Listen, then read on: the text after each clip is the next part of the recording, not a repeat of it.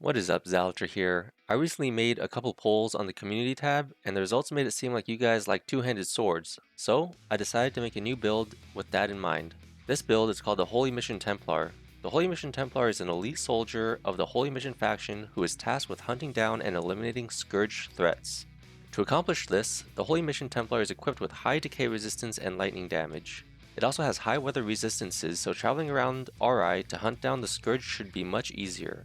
Now, let's get into the details of the build. The three main skill trees for the Holy Mission Templar are the Cabal Hermit, Rogue Engineer, and Warrior Monk skill trees. Here are the skills that we want from the Cabal Hermit skill tree. The Cabal Hermit skill tree allows you to have extra buffs from boons, allowing you to do extra damage and increase your resistances. It also lets us take the Wind Sigil, allowing us to have access to additional damage sources. Conjure is optional to take. Here are the skills that we want from the Rogue Engineer skill tree. This skill tree is primarily used for the breakthrough skill, allowing us to have unimpeded dodges and decreased dodge stamina costs, as well as access to powerful traps. Here are the skills that we want from the Warrior Monk skill tree. The Warrior Monk skill tree allows you to have more precious stamina to continue melee combat while also providing some extra damage and a counter from Perfect Strike and Counter Strike. Notable tier 1 skills to take are Fitness and Steady Arm from the Kazite Spellblade skill tree, Fast Maintenance and Armor Training from the Mercenary skill tree, Enrage from the Wild Hunter skill tree, and Efficiency and Metabolic Purge from the Speedster skill tree. Take 3 points of mana. This will let you have a total of 60 mana, not including the extra mana from the Peacemaker's Elixir, which is enough to cast boons before a fight and weave in spells during the fight. The equipment that we want for this build are the Gold Lich Mask, Silver Armor, Entomber Boots, Starchild Claymore, and Lightmender's Backpack. The Gold Lich Mask provides a decent physical defense and a large amount of fire and lightning defense with decreased mana costs. We want to enchant the Gold Lich Mask with Aegis for additional protection. The Silver Armor provides a decent amount of defense with 2 protection and 2 barrier, 19% physical resistance, and 30% decay resistance. We want to enchant the Silver Armor with Spirit of Monsoon for a whopping 25% increase in lightning damage and 15% corruption resist. The Entomber Boots provide great defense with 12% physical resistance and 15% lightning and decay resistances. The enchantment we want for the Entomber Boots is Flux, which increases movement speed by 3% and lightning damage by 5%. The Starchild Claymore deals physical and lightning damage with an even split between the two. We want to enchant the Starchild Claymore with Poltergeist, which converts part of its physical damage to raw damage and decreases its physical damage by an additional small amount. The Lightmender's Backpack will increase lightning damage by 10%. The faction we want to take is a Holy Mission faction. It provides us with a bunch of great defensive and utility buffs. From the faction questline, we want to get Acceptance, which increases our weather defense, Purified, which increases our decay resistances, Divine Assistance, which decreases our stamina and mana costs, and Sanctified Protection, which increases our protection. After building New Sirocco and Caldera, we can also get a Last Intervention, which increases our protection and barrier. Another notable reward we want from the faction quest is the previously mentioned Peacemaker Elixir. If you want more lightning damage instead of stamina and mana cost reduction, you can choose Spiritual Communion instead of Divine Assistance. The cost of the skills from the Cabal Hermit skill tree come up to 1,950 silver, with a decrease to 1,300 silver if Conjure is not taken and Reveal Soul is taken when you acquire mana. The Warrior Monk skill tree costs 1,850 silver, and the Rogue Engineer skill tree costs 1,200 silver. The Tier 1 skills will add on another 450 silver. The additional non-Tier 1 boon skills will cost another 200 silver. The Starchild Claymore and the Gold Lich Mask can be acquired for free. The Silver Armor costs 440 silver, and the Entomber Boots costs 200 silver. This brings the total cost of the build to 6,290 silver, or 5,640 silver if Conjure and Reveal Soul are not bought. Here are the stats for the build. In the calculations for this, we assume that all boons are active and all the previously mentioned faction rewards were obtained. We included enchantments. We did not include non-boon buffs in these stats. Feel free to pause the video to take a look at the stats, but I will also go over them. For our damage from the Starchild Claymore, we do a base damage of 12.75 physical damage, 25.5 lightning damage, and 12.75 raw damage with about 70 impact damage. They recently changed Poltergeist, so now it converts 50% of the weapon's physical damage into raw damage. We get 30% bonus physical damage and 70% bonus lightning damage. For our defense, we have 5 protection and 2 barrier, which can be increased to 10 protection and 4 barrier if you get a Last Intervention after building New Sirocco. We have 45% physical resistance, 60% fire resistance, 30% cold resistance, 75% lightning resistance, 100% decay resistance, and 30% ethereal resistance. This build is great for enemies that deal fire, lightning, and decay damage. While it still provides some defense, this build is not as strong against enemies that deal frost or ethereal damage. We also have high weather defense with 32 cold weather defense and 39 hot weather defense. For our vital stats, we have 130 health, 170 stamina, and 80 mana. Other stats that this build has is negative 14% stamina costs, negative 35% mana costs, 25% corruption resists, and plus 5% movement speed. Overall, these stats should allow us to effectively fight Scourge monsters with our high lightning damage and high decay resistances. Here are some alternative equipment along with their trade-offs and costs. For the helmets, we have the Blue Sand Helm, Candleplate Helmet, White Arcane Hood, and White Priest Mitre. The Blue Sand Helm trades increased protection and increased impact and frost resistance for less fire and lightning resistance, increased mana and stamina costs, and decreased movement speed. I recommend enchanting it with Aegis for more protection. The Blue Sand Helm is good for more balanced defensive stats. The Blue Sand Helm will cost 250 silver. The Candleplate Helmet trades increased protection, increased impact and physical resistances, increased cold weather defense, and increased corruption resist for decreased fire and lightning resistances, increased stamina and mana costs, and decreased movement speed. I recommend enchanting it with Elat's Sanctity for more corruption resist and lightning damage, or Aegis for more protection.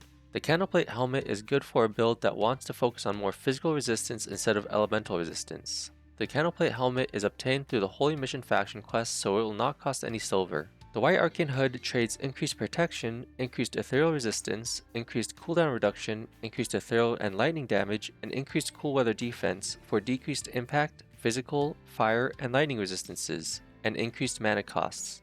I recommend enchanting it with Stabilizing Forces for mana cost reduction and increased impact resistance. The White Arcane Hood is good for a build that wants to focus on more damage and less defense. The White Arcane Hood is a legacy chest item, so it will not cost any silver. The White Priest Mitre trades increased decay and frost resistance and increased lightning, frost, and fire damage for decreased physical, fire, and lightning resistances, decreased impact resistances, and increased mana costs.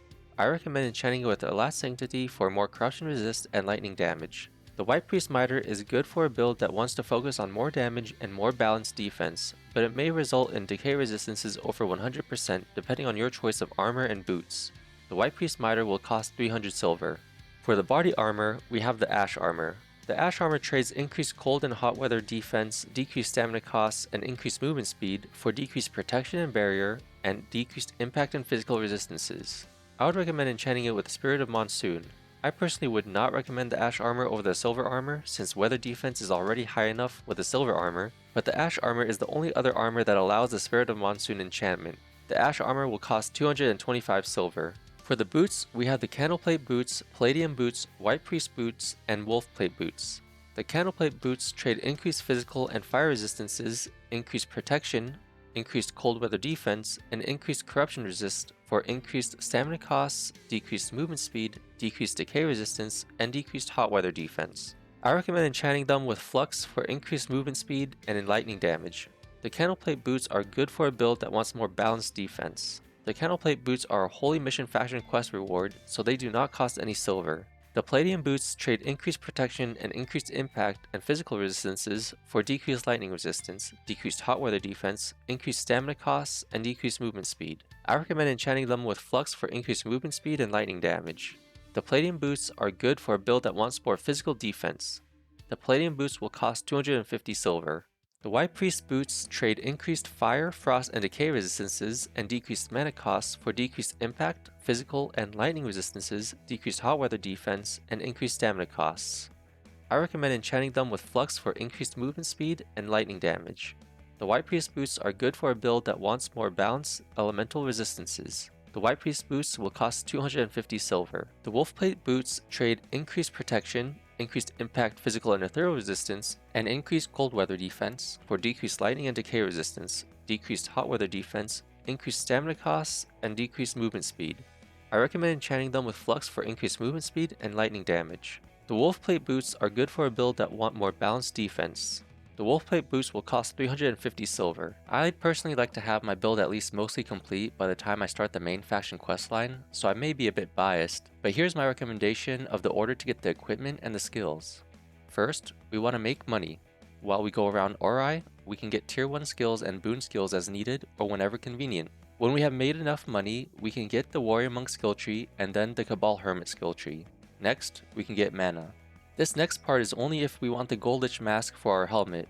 If you are getting an alternative helmet, you can skip these next steps until we defeat the Lightmender. We want to get armor to fight the Lightmender. Specifically, we want high lightning resistance equipment. I recommend the Blue Scent armor or the Entomber armor, Entomber boots, and Arcane hood. We also want a decay weapon. I recommend getting a horror weapon of your choice and a dark varnish. Then, we can fight the Lightmender and get the Goldish Mask. If you do not want the Goldish Mask, then you can buy an alternative helmet along with boots and armor. After that, it is time to get the Rogue Engineer skill tree. This will help us boost our trap damage for this next part. We want to load up on pressure plate traps to make fire traps. The easiest way is just making firestones or incendiary charges. Then, we want to go fight the Royal Manticore. We don't actually have to fight it though, we can just place a bunch of fire traps and lure it to its death. That will get us the Starchild Claymore. After that, we can get the Lightmender's backpack. Then, we can farm enchantment materials and enchant our items. Finally, we can complete our faction quests along with the parallel quests and complete Rust and Vengeance and Yusaroko. Here's an example of how to use this build. Start by casting boons before the fight.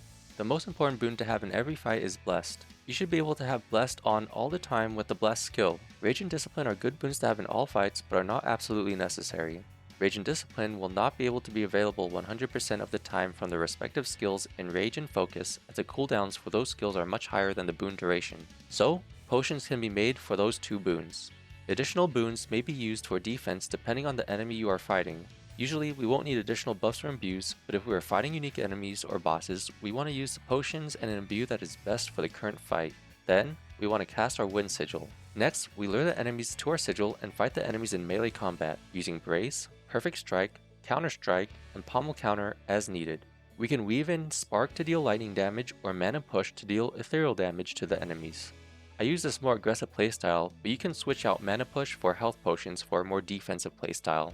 I had a lot of fun playing with the Holy Mission Templar build. It is not as tanky as my previous builds, but it is more aggressive and focuses more on dealing damage. That being said, it can still take a few hits. In my opinion, I think this build is great for people who want to roleplay as a member of the Holy Mission faction and hunt down Scourge enemies. The main downside to this build is that there are enemies who are highly resistant to lightning damage. Usually, a Dark Varnish will be able to take care of those enemies. I hope you enjoyed the video. If you are interested in learning about how to get different equipment in Outward, click on the info card for more information. Also, if you are interested in creating your own Outward builds, click on the info card for a build calculator that you might find helpful. Otherwise, I'll see you later.